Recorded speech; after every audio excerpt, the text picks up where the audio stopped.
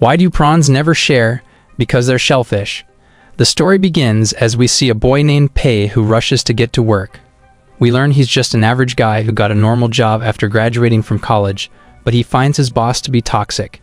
He makes it to the train station and the doors are about to close, but he charges in and manages to get on just in time.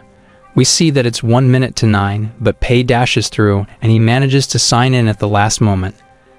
The morning goes by and Pei starts thinking about what he should order for lunch. But he has to compare all the different discounts to get the best deal since he's broke. After he eats his lunch, he starts playing a game to relax, but when he notices his boss, he quickly tabs to a different screen. The boss watches from behind him, but doesn't notice anything. Pei continues with his game, but his boss constantly tries to catch him, trying to sneak up on him.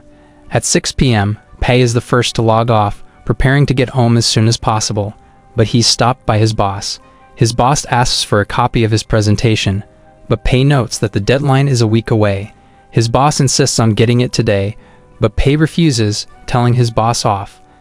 His boss threatens to fire him, but he doesn't care, telling his boss not to forget his severance or else he will sue. But we see this was just all his imagination as he agrees to work overtime to get the presentation done. We see Pei working until he's the last one in the office when the light goes out and he suddenly gets a message.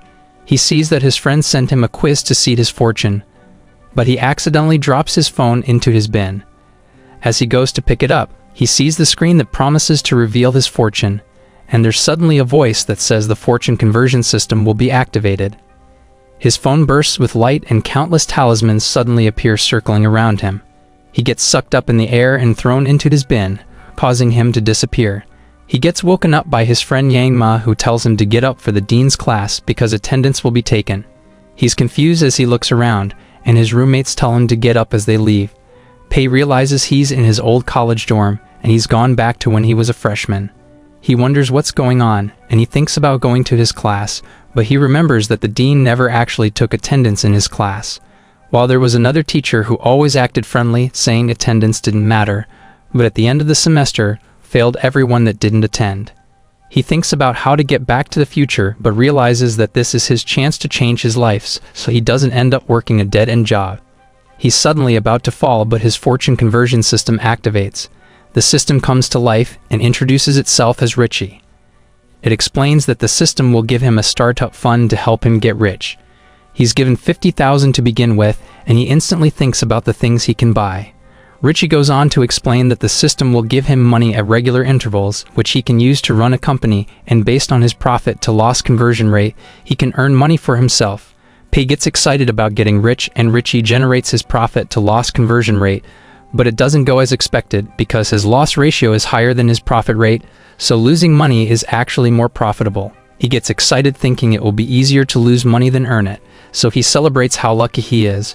Richie tells him the next step is to register a company, so he wonders what kind of field he should get into, thinking of a shortcut.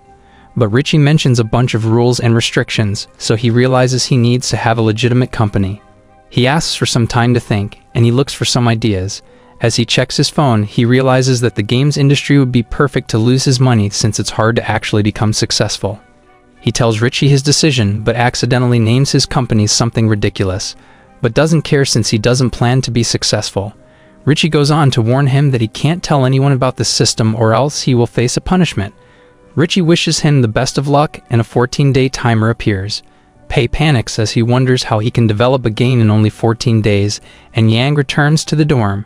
Pei asks him if it's possible to make a game in only 2 weeks, and Yang says it's actually easy, revealing a platform filled with templates and resources that make it possible to make a game without even knowing how to code. We see Pei looking over the platform in the library, realizing it's not the best, but thinks it's perfect for just making a bad game. He spends $20,000 on a driving simulator template, paying $15,000 for background assets, and he adds some other basic features, managing to spend all his money. He thinks about what the gameplay should be like, and he decides to make the most boring game possible. He creates the course for the game, and he ends up making it over 8 hours long, thinking the players will hate it. He thinks it's perfect, calling the game The Lonely Desert Road, and he decides to sell it for only 1 yuan, so he can have the lowest profit in case anyone buys it. He sees that nobody is buying his game, so he becomes happy, thinking he's going to make a profit. Their neighbors enter the dorm, inviting them to play video games, but Pei tells them that he won't be playing because he wasn't able to sleep the previous night. His roommates play against their neighbors, but they realize that they're all noobs, and they end up losing the match. As they continue playing, Pei rests on his bed, as Yang wonders if they're bothering him. But he reveals that he's enjoying the moment. We learn that after he started working, he bought all the games he wanted, but he wasn't able to play them because he was too busy with his tasks. But he knows that everything's going to be different because he just needs to lose money to earn profit, thinking he'll never need to work again, so he can live the life he always dreamed of. We meet the content creator Kao, and we learn that he's popular for covering bad games in his channel, but he's struggling to make money because he can't find a sponsor. He looks for a game to cover for his next video, and he finds The Lonely Desert Road. He reads the introduction, which mentions that the game will make him reflect on his life. He finds it interesting, so he decides to play it, and he's surprised to learn that it has no story whatsoever. He starts driving in the desert, but he becomes distracted, so he ends up crashing, causing him to lose the game. But he uses his controller, and he spends hours trying to complete it. But he starts to feel drowsy, so he tries to pause the game, but he realizes that he can't, and he ends up crashing again, causing him to become angry. He becomes determined to finish the game, thinking his gaming skills are being tested, so he decides to play it with everything he has, but he still struggles to clear it, and he's now frustrated, thinking about giving up, but a notification mentions that there's something waiting for him at the finish line. So he becomes curious, and he continues playing for hours as he starts reflecting on his life, thinking he has achieved enlightenment. He finally reaches the finish line, but the game congratulates him for wasting 8 hours of his life, so he becomes angry, calling it a scam. We see Pei in his classroom as Richie shows him his data, informing him that he has 11 days before the next closing date. He thinks he's about to make a fortune because nobody is downloading his game, but at that moment, he hears his classmates talking about it, realizing it has gone viral, so he rushes back home, wondering why people are buying it. And he checks his laptop, realizing that it has become incredibly popular because Chow covered it in his channel. Pei watches his video as he tells his viewers not to play Lonely Desert Road, calling it the most boring game in history, and he mentions that it congratulated him for wasting his time. But this made people curious, so they started buying the game. Yang invites Pei to play it, saying they should give it a try, but he refuses, and he notes that the situation is bad because he wants his game to flop. So he changes its description, trying to convince the players to ask for a refund, but they tell him that the procedure is tedious, so they decide to let him keep the money. A few days later, we learn that Yang has been playing the game, but he wonders how it became viral, saying it's terrible, but people can't stop playing it. Pei mentions that it wasn't meant to be played, and he falls into despair, knowing he's going to earn less. We cut to a man named Lee, who is the owner of a large gaming company. His assistant informs him about Lonely Desert Road, saying it's becoming popular, but she mentions that it only costs 1 yuan, saying it isn't worth buying because they won't make a profit, but he reveals that he doesn't care about money because his goal is to monopolize the gaming industry, and he fires her for not sharing his vision. Pei searches the internet, wanting to learn how to lose money, but he can't find an answer because nobody is interested in that topic. The closing date arrives, and he realizes that his game earns 70,000 yuan, but because of the conversion rate, he only receives 700. Richie congratulates him for creating a successful game, but he isn't happy because he wanted to earn more money. Richie tells him that he will have 3,000 yuan for the second round, revealing that he has 30 days until the next closing date.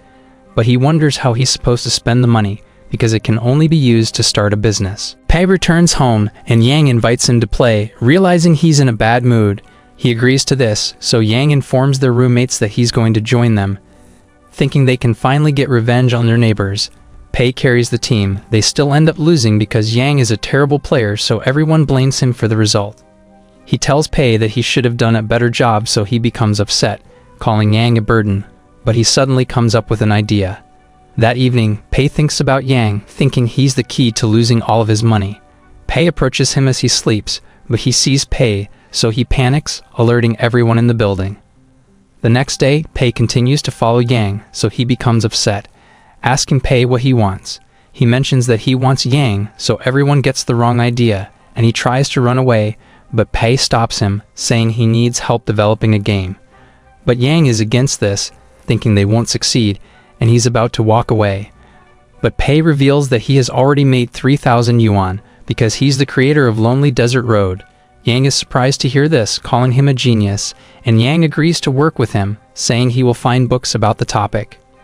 Back in the dorm, we see that Yang bought books about programming and Pei thinks they're going to fail because he isn't being practical. Pei reminds him that they don't need to write codes because they already have the online platform to make the job easier, so Yang wonders what he should do with the books.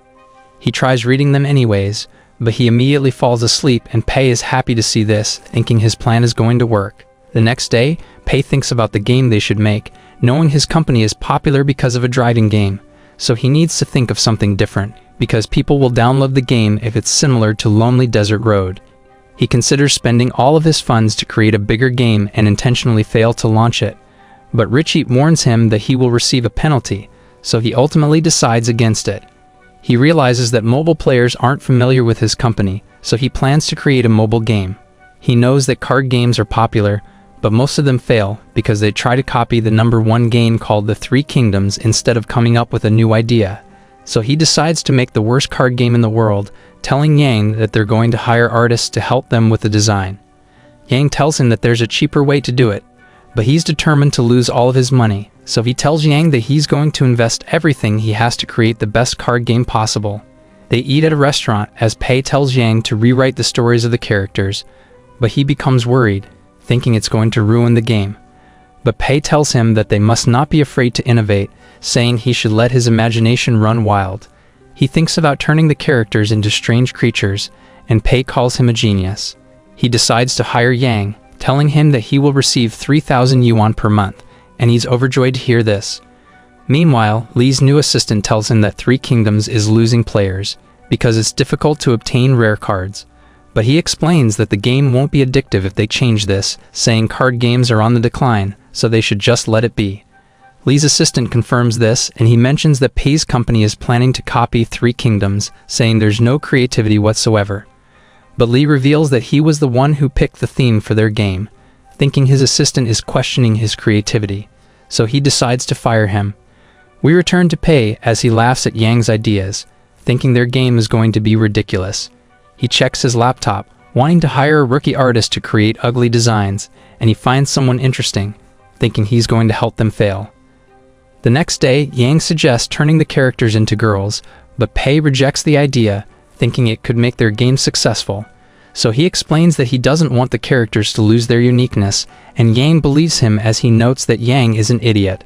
They ride a boat as Pei tells Yang that they must prioritize the concept design, so he suggests hiring a great artist, but Pei is against this because he doesn't want them to succeed.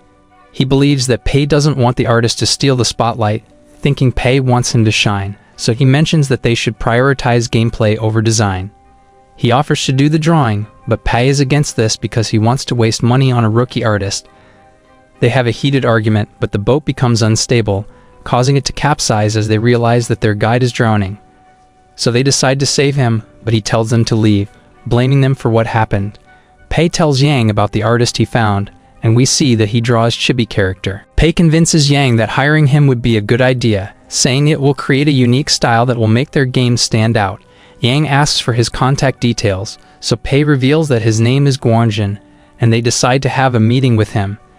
During the video call, Yang tells Guanjin about their plan, as Pei explains that they need him to design the 50 characters in the game, saying he can have full artistic freedom. But they don't want him to draw chibis.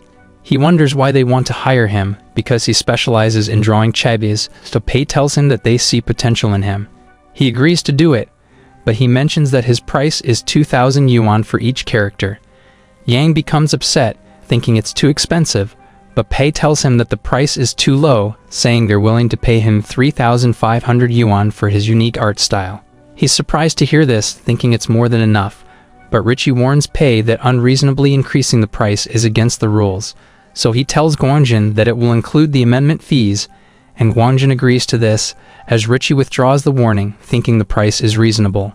But we learn that he doesn't plan to ask for amendments. He tells Guanjin that he can do whatever he wants with the art style, because they believe in him, saying he has 2 weeks to complete the task. After the meeting, Yang comments that he doesn't like Guanjin because he has a bad attitude, but Pei explains that he could be an introvert. Pei tells Yang to handle the art designs while he works on the gameplay, saying they will be busy in the coming days. But we learn that he ordered Yang to monitor Guanjin because he wants the drawing to be as ugly as possible, thinking they won't work well together. He thinks about making the players hate the game by making it cost 10 yuan, which is 2 times the price of the 3 kingdoms, and he considers setting up a lifelong membership that gives them unlimited draws, thinking the players will get bored because he knows that they enjoy grinding to obtain rare cards. He searches for the worst template he can find, and he sees a failed project from another company, which tried to copy the 3 kingdoms. He realizes that it looks horrible, thinking nobody would want to play it, so he decides to buy it. We cut to Guanjin as he meets up with his team, telling them about the job, but they think the game is going to suck because the character descriptions don't make sense. They consider abandoning the project, thinking the job is a scam, but Guanjin tells them that the client has already paid the deposit. He mentions that they have full artistic freedom, thinking this is their chance to make a name for themselves, so everyone decides to give it their best shot. He suggests sticking to the style he invented, thinking it's going to make the characters shine, but they explain that they aren't familiar with it, so he tells them that he will handle the designs and they can add the finishing touches, saying they must come up with the best result possible. They start working on the project, giving it everything they have, and they're able to finish it before the deadline. We return to the dorm as Yang realizes that Guanjin has already finished the designs, asking Pei if he wants to see it. But he doesn't care, telling Yang to put it into the game if he has no issues with it. He wonders what they should name the project, so Pei tells him that they should call it the Phantom General, and he goes to sleep. The next day, Yang tells Pei that he didn't find any bugs in the game, wondering if they should release it. Pei realizes that it's the launch date, so he tells Yang to upload it, saying they should market it as an ordinary card game. Yang thinks he's trying to use reverse psychology, but he doesn't really care, and he just wants to lose all of his money to make as much profit as possible. We see Yang getting beat up by his roommates because they lost another game, and they blame him for the result, calling him useless. Pei suddenly arrives, pulling him away, and asks him why the concept design of the game is so detailed. Pei accuses him of stealing the design from others, but he explains that Guanjin created it, and Pei is surprised to hear this because he thought that Guanjin is a terrible artist. Yang is happy with the design, but Pei becomes upset, saying it looks excellent, but Yang wonders why he's complaining because Guanjin did a great job. He claims that it's because he's underpaying Guanjin, but we learn that it's because he wanted Guanjin to make ugly designs so that his game would fail. Yang leaves him, wondering what's wrong with him, and he reveals that he regrets hiring Guanjin, thinking his game is going to become successful because of the brilliant design. But he thinks about the other games that flopped, realizing that they also have beautiful designs, so he thinks his game can still fail. Later that day, Yang tells Pei that 100 users have downloaded the Phantom General, but he realizes that they all left negative reviews. Pei is happy to hear this, thinking the game is going to fail, but Yang thinks that someone hired trolls to attack them. Pei pretends that it's bothering him, but he's grateful to the trolls, and Yang thinks about responding to their reviews, but Pei tells him to forget it, saying it isn't worth it, because there's too many of them, and Yang thinks he's a great person because he's able to maintain his composure despite what's happening. After some time, we see Yang playing the lonely desert road, and he has a conversation with Guanjin, who wonders if they have issues with the design. He tells Guanjin that he did an amazing job, and they start talking about the game as Guanjin's friends approach him, saying they're lucky to have such a kind-hearted client because they were paid more than enough. He checks the game, and he sees that it isn't performing well, wondering why they haven't seen ads about it.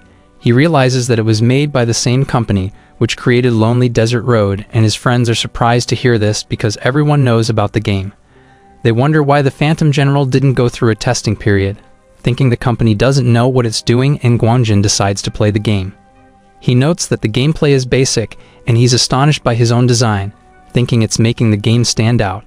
He realizes that special effects were added to his artwork, and he's happy to see this because he thinks it looks perfect. He's able to obtain rare cards, and he continues to play the game, but he notices something strange, so he decides to call Yang, asking him why there's only one item for sale, and it's an extremely cheap lifelong membership. He wonders if they will be adding more items to the game's shop, but Yang reveals that they won't because Pei wants the players to enjoy the game. Guanjin is surprised to hear this, thinking the company can't make profit because the item only costs 3 yuan, But Yang explains that Pei doesn't prioritize making profits, and Guanjin thinks he's a great person, saying he doesn't want Pei to fail. Yang starts crying, telling him that Pei spent all of his money in the game, so he's already broke, thinking this is the reason why he's been acting strange lately. So Guanjin wants to help, and he ends the call, but we learn that Yang was just pretending to be sad. Guanjin meets up with his team, and they're surprised to learn that Pei doesn't prioritize making profits. They think he's amazing because he's nothing like the other game developers who only think about money, so they decide to help him. We return to Pei, who thinks his game has already failed, so he starts thinking about the 3,000 yuan he's going to receive. But Yang suddenly clings to him, telling him that their game has gone viral. He's surprised to hear this, wondering how the players learned about the game because he didn't spend money on marketing. He checks his phone, and he realizes that the game has been flooded with positive reviews, so he wonders why it's performing well. He realizes that the customers like the concept design, so he decides to call Guanjin, asking him if he promoted the game on the internet. We learn that Guanjin shared it with other artists who thought his designs are impressive, and he's surprised that the experts loved his artwork, but he wants to help advertise the game. His friends wonder why he wants to do this, knowing he hates socializing with people, so he tells them that he wants Pei to succeed, because he's an amazing person. So Guanjin tells everyone about the game, telling them that it was created by a kind-hearted person, so they decide to support it, leaving positive reviews and causing it to go viral. Pei wonders why he did this, because he wasn't paid to advertise the game, but he explains that he really wants Pei to succeed. He becomes sad, realizing that he's going to earn less, but he thanks Guanjin for helping him anyway. Guanjin feels good, thinking Pei is really happy because his game is successful, but Yang thinks about the negative reviews, wondering who hired the internet trolls. We cut to Li as his new assistant informs him that the Phantom General is about to surpass the Three Kingdoms. We learn that he was the one who hired the internet trolls, and Li thinks that Pei chose to copy the Three Kingdoms because he wants to prove that he's better than Li. He thinks he's being targeted, so he wants to acquire Pei's company, saying it's time to proceed with their plan. We see Pei in the restroom, making sure that no one is watching him, and he calls the customer service representative, telling her that he wants his game to be removed from the recommended list. She explains that this is a strange request, saying she needs to talk to her superiors, but Richie suddenly appears, telling him he's breaking the rules, so he ends the call. Pei becomes sad and he starts walking around, but the screen appears on the ground as he realizes that the closing date has arrived. Richie appears and it starts tallying, revealing that P made a net income of over 500,000. So he falls into despair, wondering why the game is so profitable because it was made to flop, and Richie tells him he's going to earn 5,000 yuan because of the conversion rate. Richie reveals that the next closing date will arrive in 90 days, and he thinks about how profitable his games have become, realizing that he's struggling to lose money.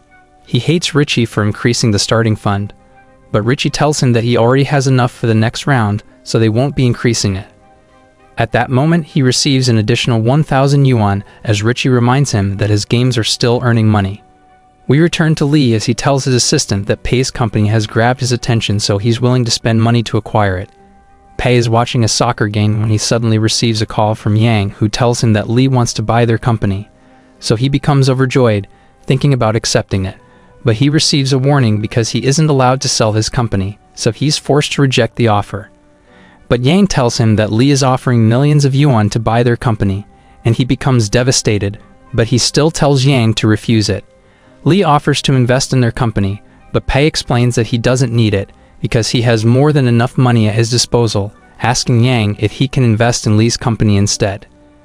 Li learns about this, so he becomes upset, thinking Pei is trying to humiliate him, and he starts seeing Pei as his rival. We see Pei and Yang eating in a restaurant as Yang wonders why Pei isn't in the mood, reminding him that his games are profitable. He refuses to talk about it, but we learn that it's because his games have earned 6 million yuan, wondering how he can spend all of it in 3 months. Yang says he's going to pay the bills, and he calls the waitress as Pei realizes that Yang is richer than him. Yang is surprised to see the bill, thinking it's too expensive, so he asks Pei if he can get reimbursed for the meal, and Pei comes up with an idea. So he tells Yang to wait for him and he leaves the restaurant. Pei calls Richie, wondering if he can file the meal as a company team building exercise, and Richie tells him that he can because it doesn't go against the rules. So he becomes happy, wondering if he can also file a claim for his daily expenses, but Richie tells him it's prohibited. He returns to Yang, saying he's going to pay for the meal. And they watch the news as the reporter announces that a new integrated system has been invented. Yang realizes that the technology is advancing, thinking they should make a more complex game in the future, but Pei thinks they can't do it because they lack the knowledge. But this gives him an idea, saying they should hire more people, and he becomes excited, thinking it will cost him a fortune to pay for them. He admits that he doesn't know how to run a company, so they think it's time to hire an assistant. Moments later, Pei suggests going to a headhunting agency to recruit someone, and Yang hopes that their company can become the leader in the industry. We see a large company called the Fiery Sky Studio as its producer Joe checks the performance of the employees. He realizes that an employee named Lin is about to be laid off, but he calls his subordinate saying she should be allowed to stay in the company. At that moment, Lin enters the room telling him that she wants to resign, so he becomes sad, wondering why she's doing this. She explains that she wants to achieve her dreams and the company isn't the right place for her, but she thanks him for looking after her. After she leaves, he calls his client saying he just completed his task, and he assures his client that Lin will stop dreaming of making games. We see Pei and Yang in a headhunting agency as they meet a man named Lawrence saying they want to hire someone, but he thinks they aren't worth his time, telling them that his services are expensive. But Pei reveals that he's willing to pay his assistant 400,000 yuan a year, so Lawrence immediately decides to entertain them. He starts asking for the details, and Pei explains that he wants a female secretary who can help him with trivial matters because he wants someone pretty to brighten up his mood. Lawrence shows him the resume of a girl named Xin Ha Lu, saying she has an impressive background, but Yang wonders why she left her job. So Lawrence explains that she doesn't want to work under a man, but he thinks that she will agree to work with Pei because he's nothing like her past employers, and he immediately decides to hire her. As they're about to leave the building, they see Lin watching news about the Phantom General, but Pei tells her that the game is trash, so she becomes upset, saying it wasn't created for profit as she mentions that it's a good game. He explains that the design is terrible, but she tells him that he knows nothing. Pei leaves the building, and Lawrence asks Lin if she's looking for a job, so she tells him that she wants to work for the company that created the Phantom General. He tells her that Pei is the owner of the company, so she immediately runs after him. But she isn't able to catch up to him, and she realizes she just missed her chance to land her dream job. We see Pei waiting in a cafe, and Lulu approaches him for her interview, so he tells her to take a seat. She reveals that Lawrence already told her about his company, saying she's impressed that he was able to achieve something as a startup. Thinking he's a capable young man, she thinks she's the best candidate for the job, and she starts bragging about her skill set, asking him if he has any questions. But he realizes that he's supposed to be the one giving the interview because she's going to be working for him. So he explains that he's satisfied with her qualifications, telling her that she should only give him advice when he asks for her help. She accepts his terms, saying she can start working immediately, but he tells her that he doesn't have an office yet, which surprises her. So they visit a tower where they are shown around and told that they can rent it out. Pei asks Lulu if it's the most expensive office building in the city, and she confirms this, so he tells the man that he wants to rent the entire floor, and the agent is excited about this, calling him a generous person. Lulu reveals that the area is about 3,000 square meters and the price for renting it is 360,000 yuan per month, but the man explains that he can have it for a cheaper price if he rents the entire floor, saying he won't find a better deal in the city. But he thinks it's too cheap, and the agent is surprised. But Pei tells him that life isn't easy, so he shouldn't lower his price to satisfy his customers. We learn that Pei is thinking about the Phantom General because it's still selling like hotcakes, so he wants to get rid of as much of his profits. The man is overjoyed to hear this, and Pei tells him to draft the contract as he thinks about how much he has spent for the first month, thinking his move is brilliant. Moments later, Lulu tells Pei that the rental procedure has been completed, so they need to purchase the office supplies. She shows him the list of items they need to buy, but he tells her that they need to promote a good working environment for the team, saying the items are too cheap. She asks him about their budget, so he tells her that he's willing to spend 2 million yuan, but Richie warns him that he's going against the rules, so he lowers it to 800,000 instead. Lulu thinks it's more than enough, and he tells her to buy the best office supplies she can find, saying they need to give their employees the best experience possible. But she asks him about his office, so he tells her to spare no cost, and she decides to rent a unit for him, giving him the key card to access it. He realizes that this is a great idea, because he won't be able to return to his dorm if he works overtime, and Richie thinks this is reasonable. so he starts relaxing in his unit. Lulu shows him the recruitment policy, but he thinks it's too strict, telling her to change it, because he wants to attract the most useless employees in the world.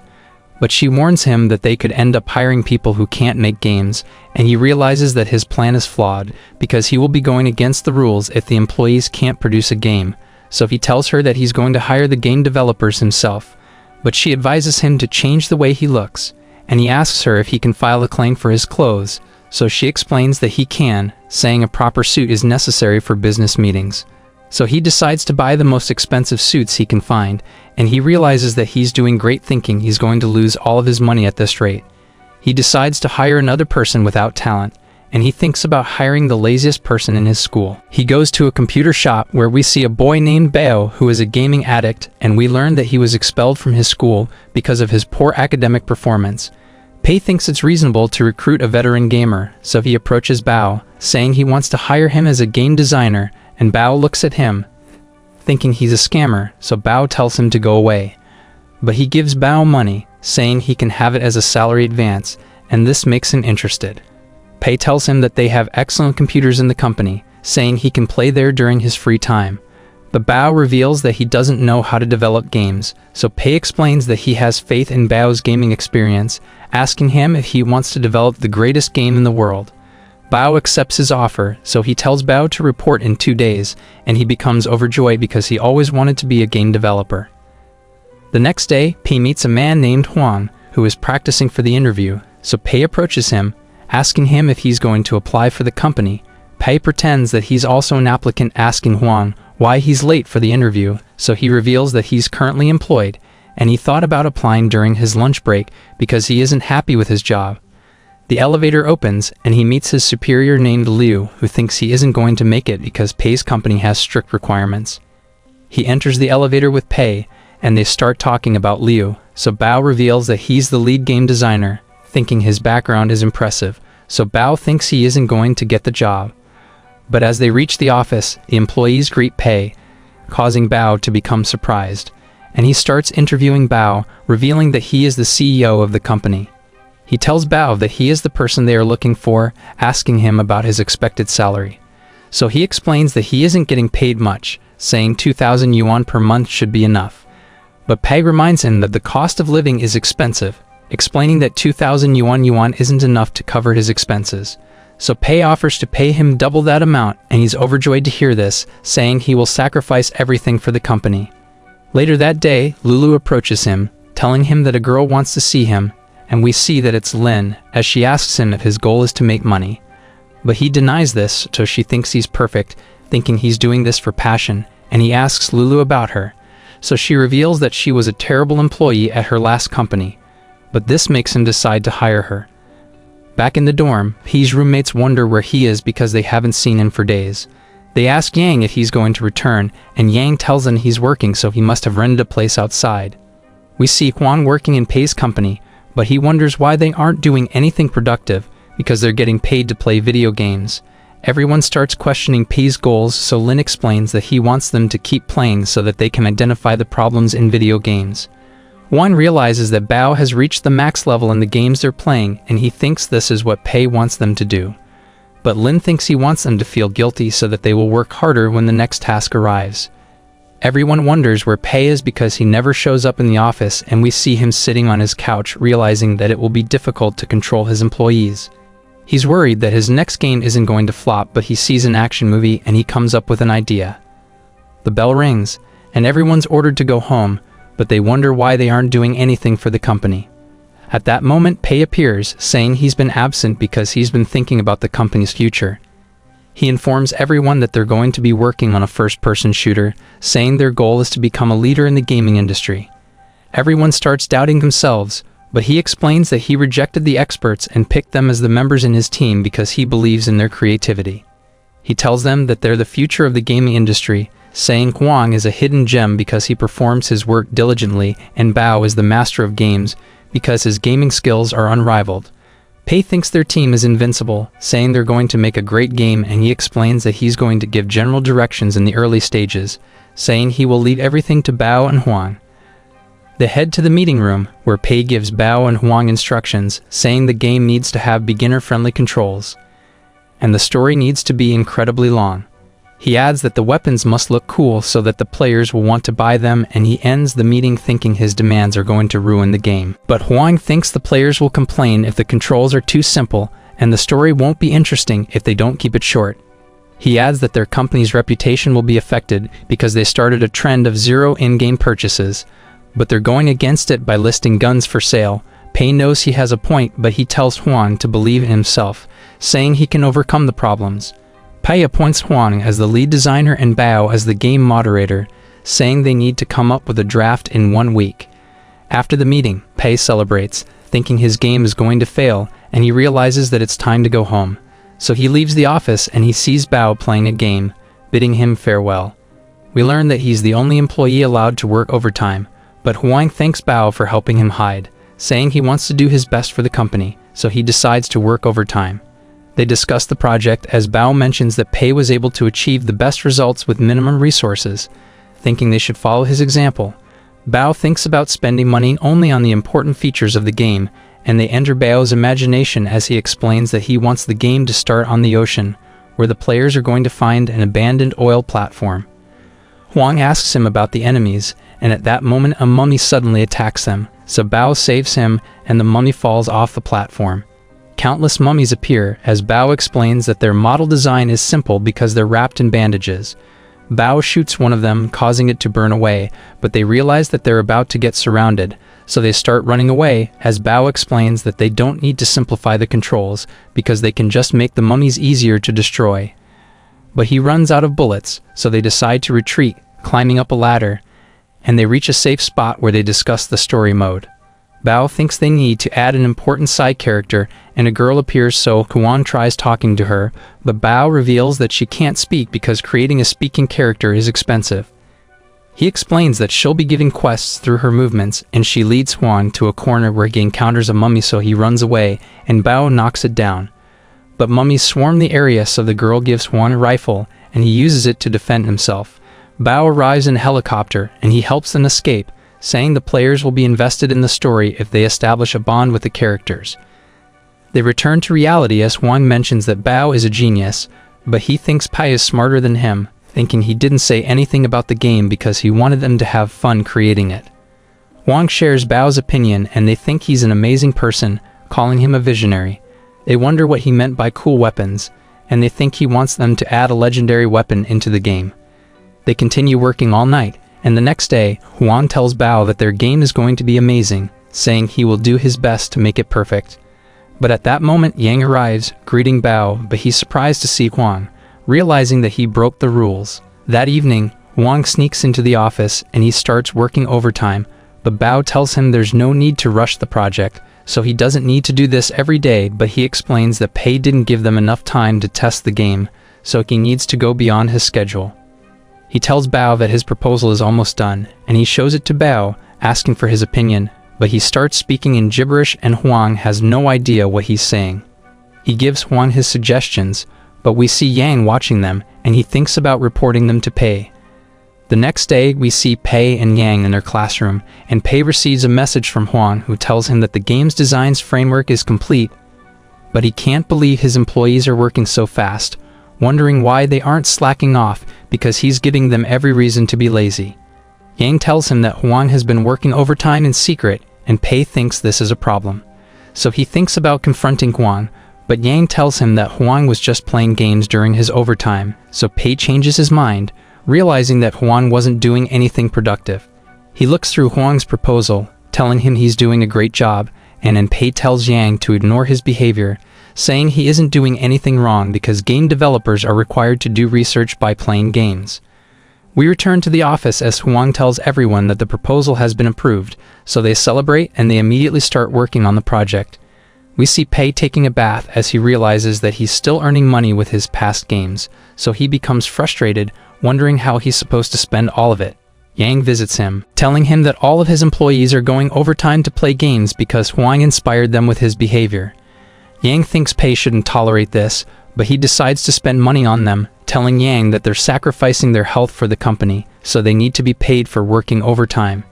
Yang thinks he's an amazing person, but he explains that he's just giving them what they deserve, and he thinks they need to be treated better, so he comes up with an idea. The next day, Huang reports to Pei, giving him the project proposal, but he realizes it's going to take ages to go through it, so he tells Huang to take care of everything. But he tells Pei that he still needs to decide on the title of the game, and at that moment, he hears his employees ordering food.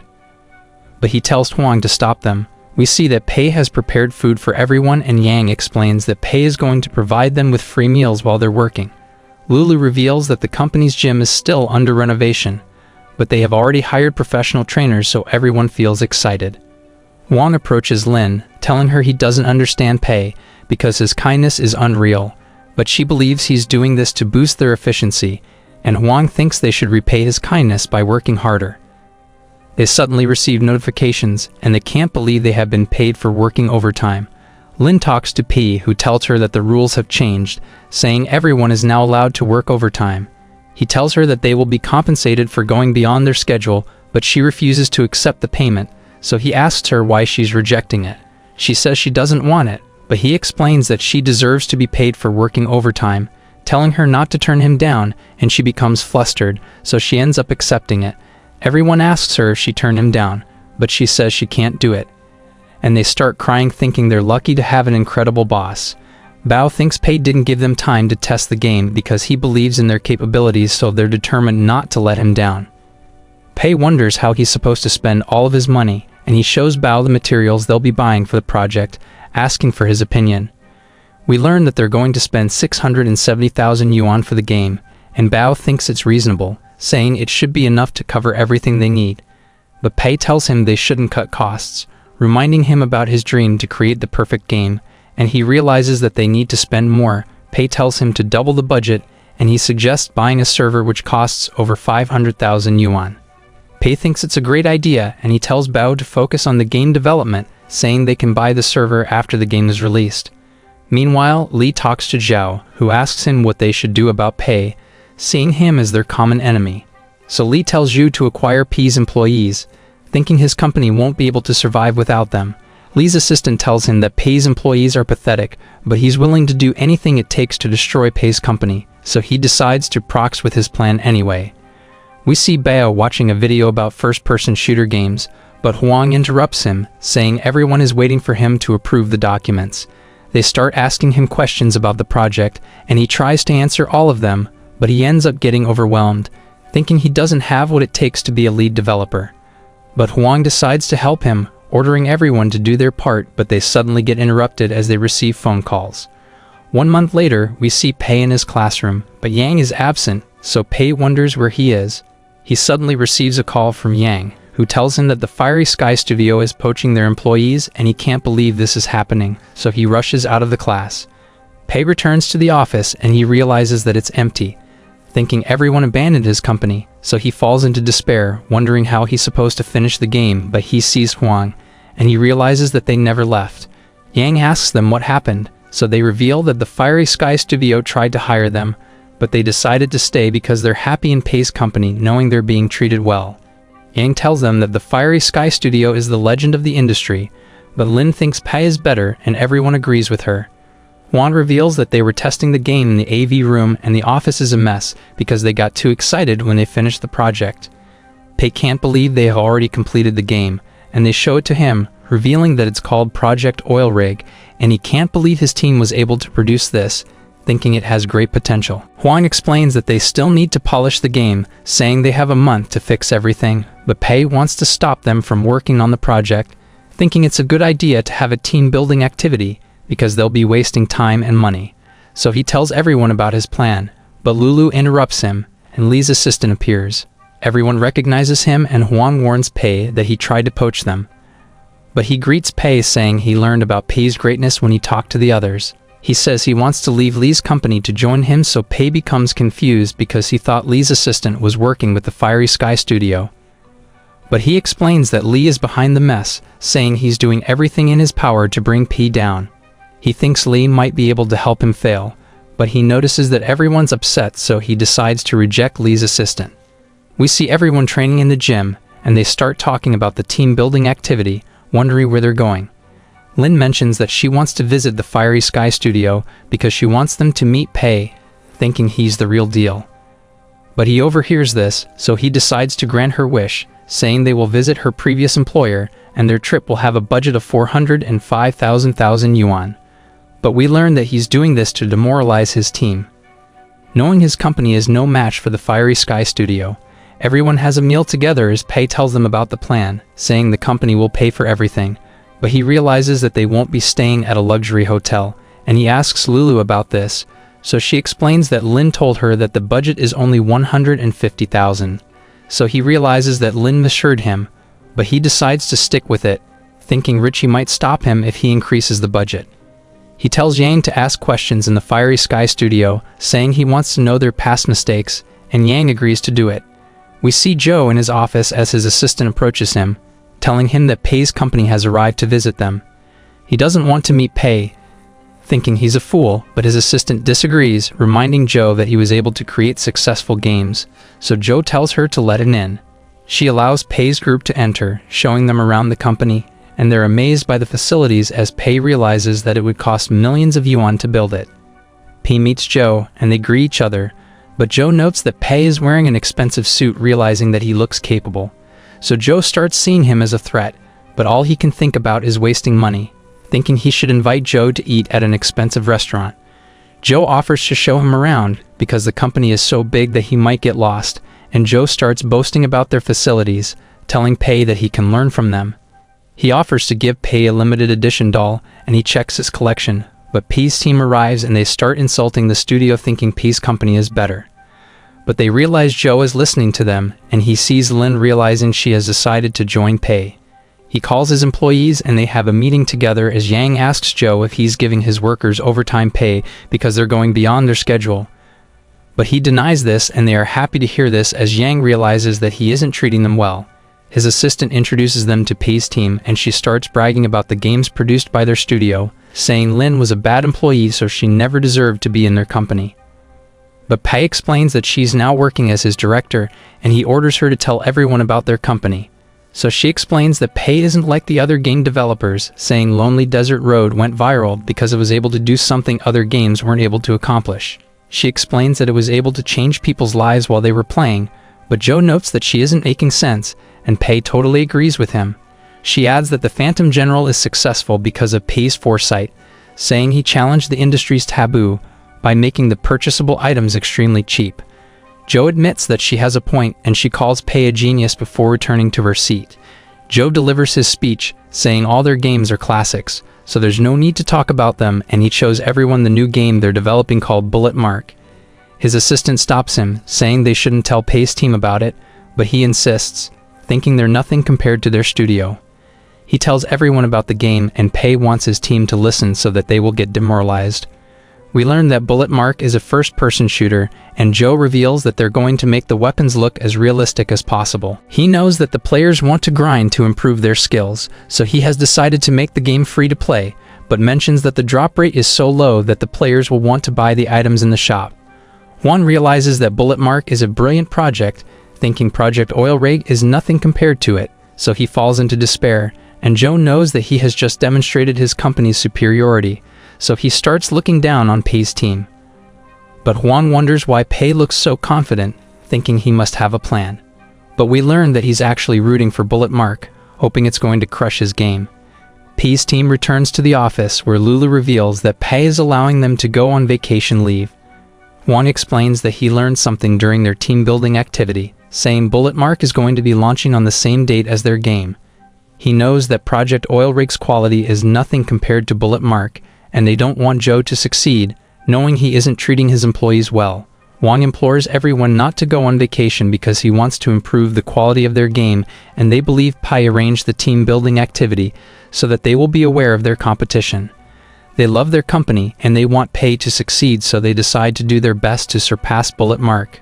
We see Joe calling Lee, who is angry because Joe told Pei's team about Bullet Mark, so he explains that he did it to crush their morale, thinking they aren't a threat, but Lee tells him not to underestimate Pei, because he's more dangerous than he looks, so Joe promises to deal with him. We return to the office where everyone works on improving the game. Bao gives suggestions on how to enhance the gameplay, but one of his co-workers tells him that Project Oil Rig is already better than most games.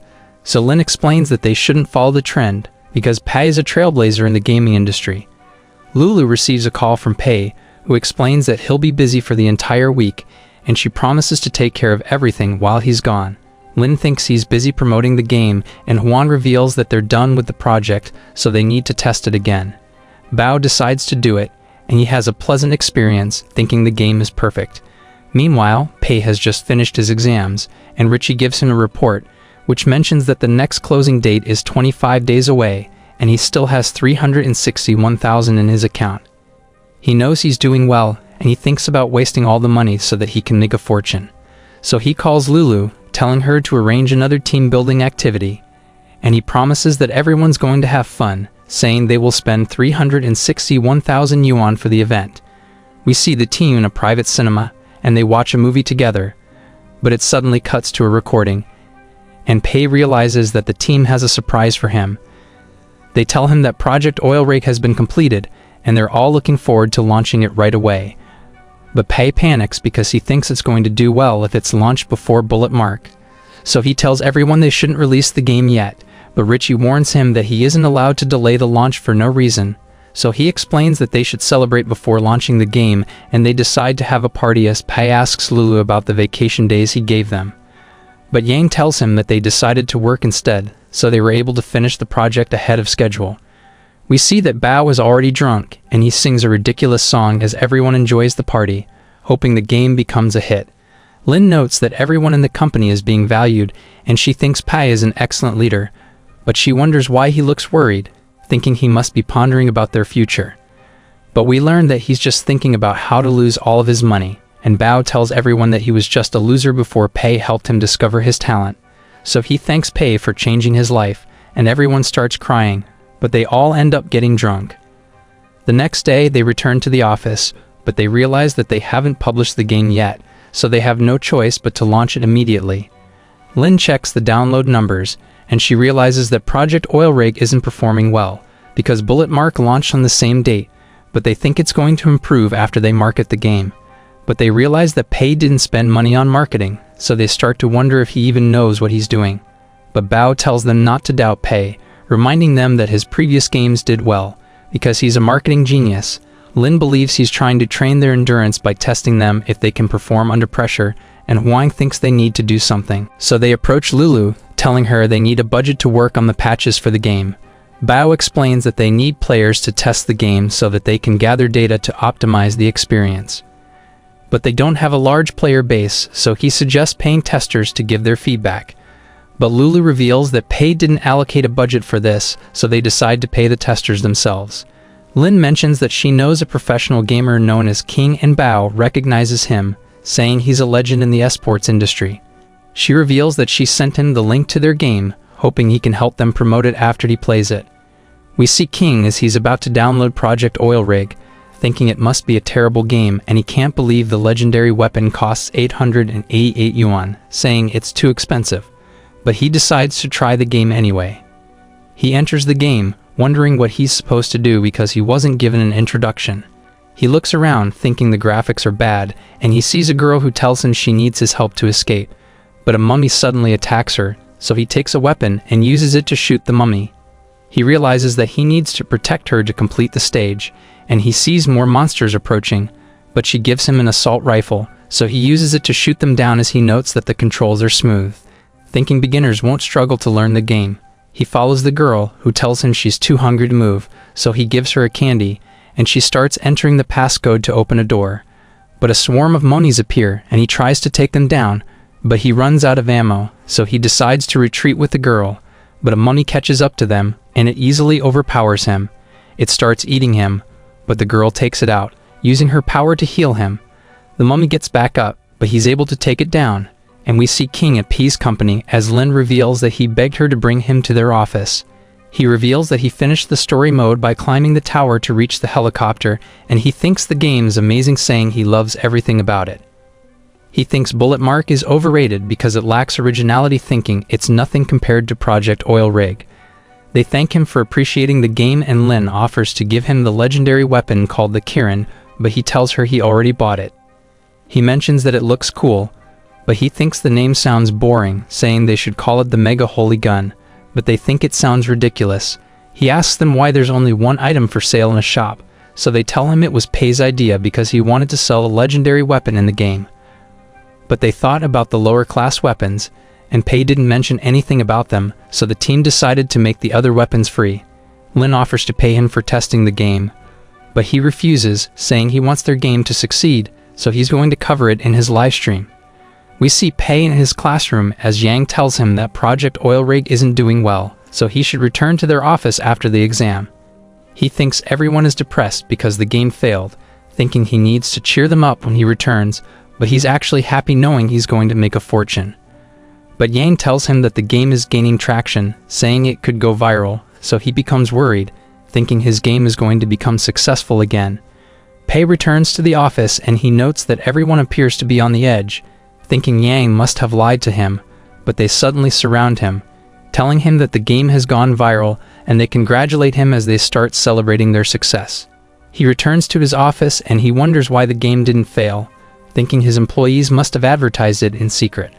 Juan gives him an analysis, explaining that it contains the factors that contributed to the game's success, so he reads it, realizing that Kane promoted the game because he loved everything about it, saying the controls are beginner-friendly and it even has a great story mode.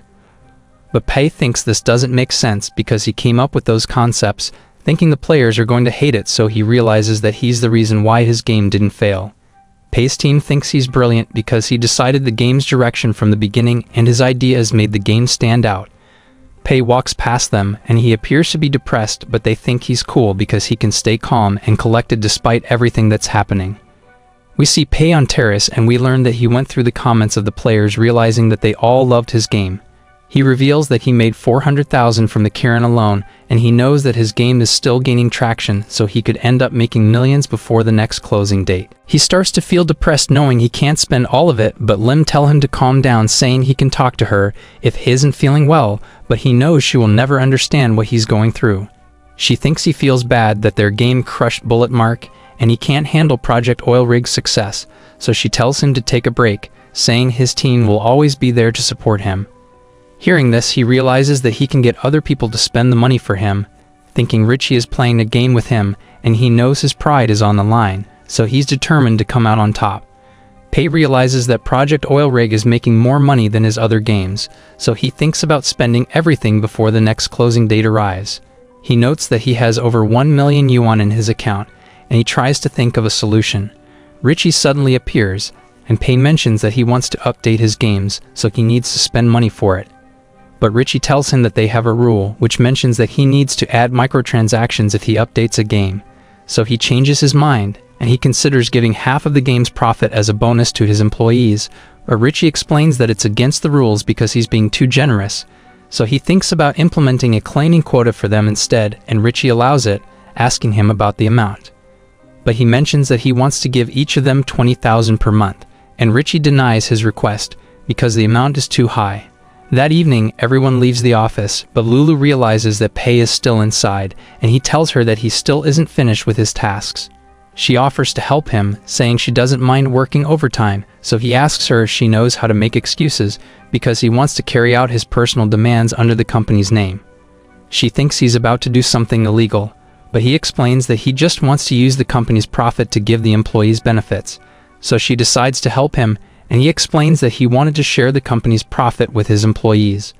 But someone set a limit for him. He asks for her advice, so she suggests sharing 50% of the profit as a project bonus, saying it sounds reasonable.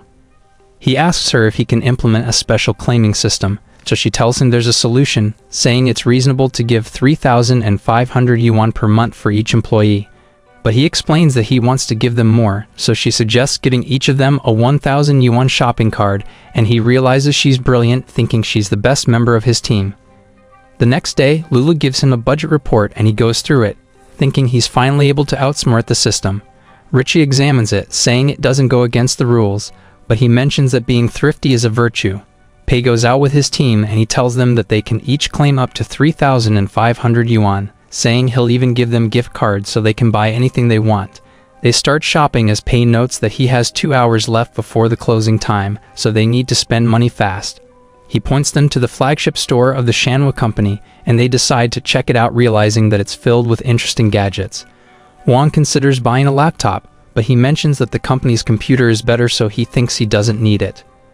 But Pei tells him that it offers him convenience because he can use it to work anywhere he wants. Pei approaches an employee named Ming who is checking out a gaming phone, but he thinks it's too expensive, saying his phone is still in good condition. So Pei reminds him that the company will pay for it, telling him he's going to need it when they develop mobile games.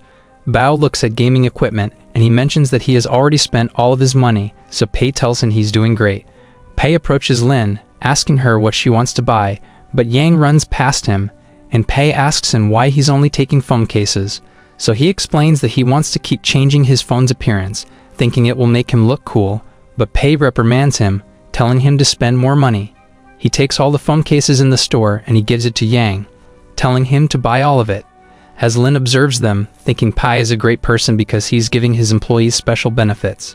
Moments later, Lulu tells Pei that everyone has achieved their spending target, and he thinks about all the money they spent, realizing it's not enough. So he asks her if he can use the company's money to buy what he wants, and she tells him he can buy items that can improve his work efficiency. He enters a store, saying he wants to buy a watch, but he realizes that he can't buy the most expensive one, and he asks Richie why he can't spend more than 40,000 for a watch. So Richie explains that his net worth is only 40,000, so he can't buy items above that price. Pei goes on a shopping spree. His employees still think he's thrifty because he only bought work-related items and none of them are overpriced. He realizes that he has a few seconds left before the closing time, but he still needs to spend money, and he sees a perfume. But Richie tells him he can't buy it, saying it isn't related to the company's business. But he explains that he's buying it for a client, and he realizes that Lin hasn't bought anything yet, so he decides to buy it for her, causing her to become flustered. Richie examines her, and he realizes that she has a net worth of 10 billion yuan because she's the heiress of the Shanwa group, so he allows it, and Pei is able to spend all of his money before the closing time. The system gives him a report, and he realizes that he lost 20,000 yuan, so he celebrates, knowing he has defeated the system. He tells everyone that he has an announcement tomorrow, and Lin thanks him for the gift, but he wonders why Richie allowed him to buy it for her. The next day, everyone gathers at the office, and Pei recognizes Hwang and Bao as the best employees, so he gives them awards, but he announces that Hwang no longer needs to work because he's going to be replaced by Ming, so everyone becomes confused.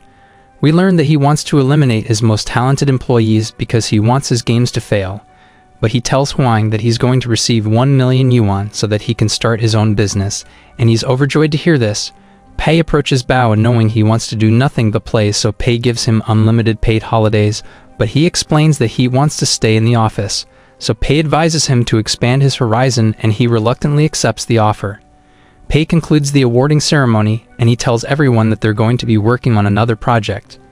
Hwang is about to leave the office when Lulu approaches him, telling him that the money will be transferred to his account after he comes up with a business idea. He reveals that he always wanted to work in the gaming industry, and he thinks Pei is letting him go because he has a bigger plan for him. He sees Lin and Ming, telling them to update Project Oil Rig while he's gone, but Ming tells him that they won't be updating the previous games because Pei wants to focus on the next project. Hwang can't believe this, knowing the company will make more profit if they update the games, and Ming thinks he still isn't ready to lead a new project. But Lin believes in Pei, thinking he has everything under control. Pei checks the system, realizing that he has 1 million yuan in his account, and the next closing date is 90 days away. He plans to take it easy, thinking 90 days is more than enough to create a bad game, but he thinks about controlling the pace because he doesn't want his employees to complete the game early, thinking they might update the previous games if they get the chance. He recalls that he needs to add microtransactions if the games are updated, and he doesn't want this to happen, knowing it's going to make the games profitable again. He thinks about how to ruin his next project, thinking he made a mistake by trusting his best employees, so he decides not to give Ming a chance to develop the game freely. Pei has a meeting with Ming and Lin as he thinks about handling the project himself so that he can make it as bad as possible. He explains that he wants to develop a game that will reflect the current situation of the gaming industry, saying it should help the players realize that they shouldn't spend their time playing games. He mentions that the players will only interact with a 2D character in the game, and it's going to focus on the storytelling, but he wants it to be as boring as possible, thinking nobody would be interested in a project called Game Producer. Ming wonders if they need to work on the 2D designs, but Pei is against this because they won't be spending money that way, so he wants the game to look unique. He shows them what the game is supposed to look like as he explains that the players will be playing as a game producer and they need to make choices as they develop games. Each decision will lead the players to a different ending, and the choices are complicated, so they need to think carefully because their decisions will affect the project's success. There's suddenly a blackout, so everyone wonders what's happening as Pei explains that sudden events can also be added into the game. Lin thinks the players could get bored because the NPCs aren't interacting with the main character, and Pei admits that she has a point, so he decides to give them the ability to communicate. He explains that they will add narrations to the game, and we see them gossiping about the main character. Ming finds the idea interesting, and Pei plans to humiliate the player with the narration. Thinking it will make the game controversial, Pei and Yang prepare for the winter break, and Yang asks Pei if he can stay in his unit. Pei grants his request, but asks him why he isn't going home for the vacation, so he explains that everyone's still working in the company, so he wants to do his part. But Pei tells him that he should enjoy his winter break because he's still a student. We cut to Ming, as he tries to record the voices for the game, but he's doing a terrible job, and the technician reveals that it's been 3 hours, but they still haven't made progress. Ming starts to lose hope, thinking he's useless, but Lin tells him that Pei believes in him. She shows him Pei's script, saying the game will be ruined if the player follows the narration, because it will lead them to choose an option that prioritizes profit, so she thinks it isn't meant to be taken seriously. Thinking Pei wants to expose the greedy people in the gaming industry, so Ming is determined to do his best to make the game successful, and they start making progress, but the technician interrupts them, asking them what will happen if the player doesn't follow the narration. So they tell him that it will lead the player to a bad ending, saying the gaming industry is cruel, but their company is successful because of Pei. After the recording, Lin and Ming walk home as Lin mentions that joining Pei's company has changed her life. Ming asks her about the Fiery Sky Studio, and she recalls that Joe ordered his employees to copy other games, thinking he's nothing compared to Pei. She wants the public to learn about the industry's bad practices, so she's looking forward to their game's release. After the holidays, Bao returns to Pei, who realizes that Bao is in terrible shape, so Pei wonders what happened to him because he thought Bao was enjoying his vacation. He begs Pei to let him work again, saying he feels empty because he can't pursue his passion. So Pei allows him to work for the company again, and as he touches the mouse, he immediately starts to feel better. Ming asks him to help with the new project, but he recalls that Pei ordered him to let Ming handle it, so he tells Ming that he won't interfere. That evening, Wang visits the office and he starts drinking with Bao. He explains that he can't think of a good business idea and he misses working for the company. He wonders if Pei has decided to update Project Oil Rig, and Bao denies this, but he mentions that he has discovered glitches while playing it and they decide to fix the game together. The next day, everyone hears rumors about game updates, and they realize that the Phantom General has been optimized. So the players are excited, saying they want to support the game by paying for new items, and the team can't believe that thousands of people share this idea. Pei returns to the office and Lin tells him what's happening, but he tells her to ignore the players, saying the team won't update the Phantom General, but she tells him it's slowly being optimized, so he orders her to look for the people behind this. After some time, we see Guanjin entering the office and Lulu recognizes him, knowing he's an artist. He shows her a flash drive, telling her to give it to Yang because it contains the new characters for Phantom General. She wonders if Pei asked for it, but he tells her it's free and he's about to leave, but she thinks he's the one who optimized the game, so she stops him, telling him to give it to Pei. She leads him to Pei's office, but he explains that he isn't good with people and he's about to leave, but she opens the door, telling Pei that Guanjin is looking for him. He tells Guanjin that he doesn't plan to update the Phantom General, but Guanjin tells him that his company has made a name for itself, so the players have high expectations for him. He realizes that he needs to change his strategy because his company has a good reputation, so people will buy his games even if he doesn't advertise them. He thinks he needs to make everyone hate his company, and he tells Guanjin to forget about the Phantom General, because he needs Guanjin to help him with the next project. Moments later, Ming shows Pei the game they're working on, and Pei likes it, calling Ming a genius. He mentions that they will publish the game on April Fool's Day, and he gives Ming a marketing plan, telling him to give it to Lin, but he becomes confused because he thought Pei hated marketing. Lin goes through it and she wonders why Pei is spending a ridiculous amount just to hire Kiao, thinking the script is terrible. She recalls that Kiao covered the lonely desert road, and Ming finds this strange because Pei has never hired an influencer to cover his games without playing it. We see Kiao as he continues to create content, but we learn that his channel isn't doing well and he's running out of games to cover. He suddenly receives a message from Lin, who reveals that she has an offer for him, and he becomes excited, thinking about charging 1,500 for his services, but he thinks his price is too expensive. She gives him a call and she tells him that their company needs his help to promote the game they're working on, saying they're willing to pay him 10,000 yuan. He can't believe this is happening, asking her about the task, but she gives him a script, telling him to recommend the game to everyone.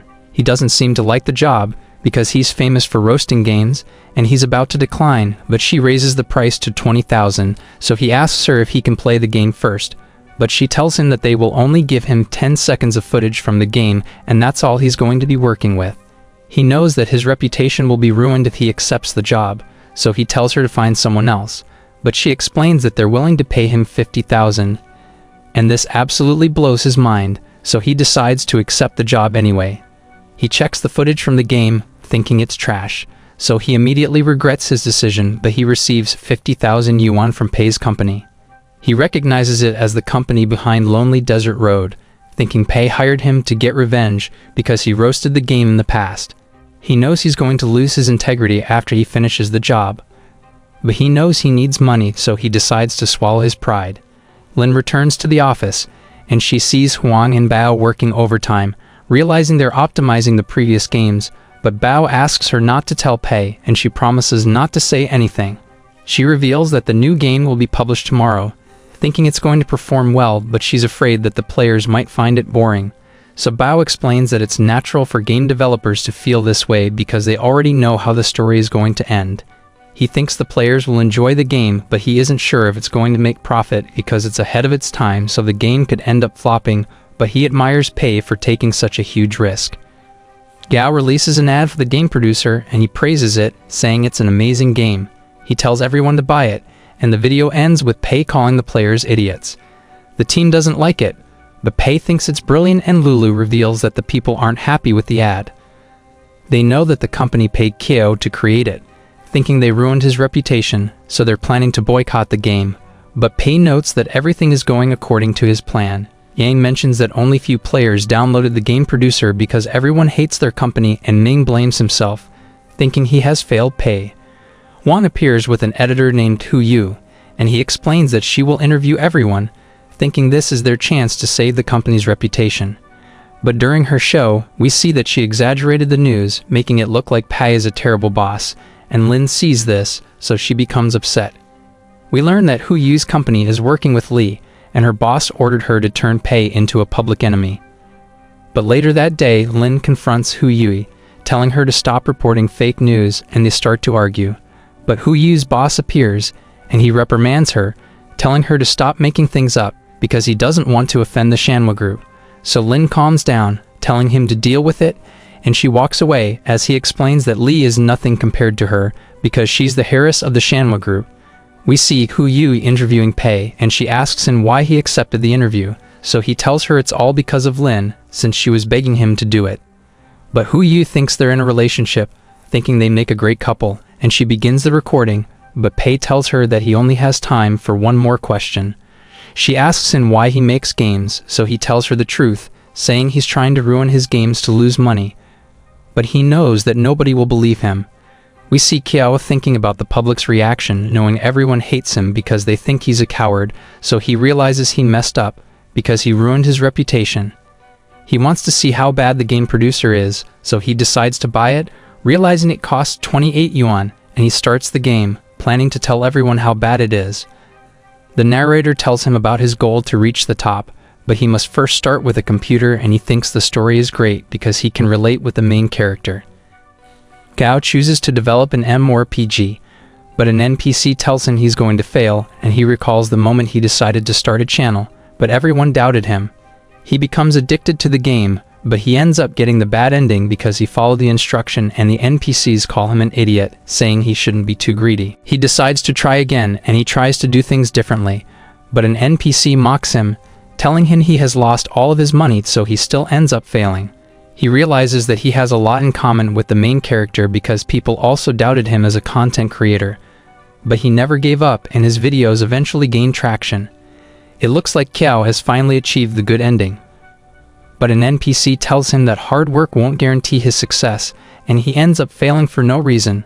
He thinks about how his channel isn't performing well, and he starts crying, thinking he was wrong about P because the game is a masterpiece. We return to Pei as he watches the news, realizing that Hu Yu described him as a legend, and she starts praising his company as she reveals that his employees are happy to have him as their boss. She mentions that he makes excellent games regardless of the cost, and Ming tells him that the game has gone viral because Chao covered it in his channel. Pei watches the video as Kiao mentions that he put up a performance with Pei's company on April Fool's Day, but the people didn't like it. He explains that everyone has been copying short videos to attract attention, and he mentions that he created the ad to expose what's wrong with shorts. He calls the game producer a masterpiece because it resonates with the player's soul and exposes what's wrong with the gaming industry. But he explains that the players hate it because of the ad, saying it was never meant to be taken seriously. Kiao encourages everyone to play the game, saying he was able to relate with the main character on a personal level because there are countless similarities between them. He explains that all artists feel loneliness because it's easy to be misunderstood when they voice their opinions, and he suddenly starts crying as he mentions that P never cared about the profit, and he created the game to wake everyone up. Pai becomes upset, realizing that Kiao ruined his plan, but the team celebrates. Knowing the game is successful, Pai falls into despair, thinking he's fighting against the world alone, and he needs someone to help him fail. He suddenly receives a call from Lee, and he immediately realizes that Lee hates him, so he thinks he has finally found an ally. Lee accuses him of buying the media, and he believes Pai is taunting him, so he tells Pai that he won't go easy on him. Pai thinks Lee might be able to help him, but the system suddenly interrupts him as Richie appears, telling him that he has a special mission. But that's where this video ends.